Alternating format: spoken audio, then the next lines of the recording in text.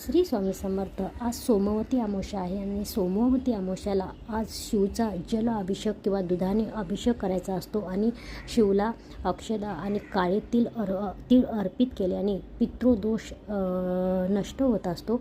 आपल्या पितरांचा आशीर्वाद लागत असतो आणि शिवस्तुती एक वेळा करायची असते आणि शिव अष्टोत्तर नामावली करायची असते. ज्यांनी केली नसेल त्यांनी ही सेवा तर त्यांनी आज हा जो अभिषेक केलेला आहे तुम्ही दर्शन घ्या आणि ओम नमः शिवाय शांततेनं हा व्हिडिओ संपेपर्यंत नामस्मरण करा आणि व्हिडिओ संपल्यावर तुम्हाला काय मनाला प्रसन्नता वाटते ते अनुभव घ्या.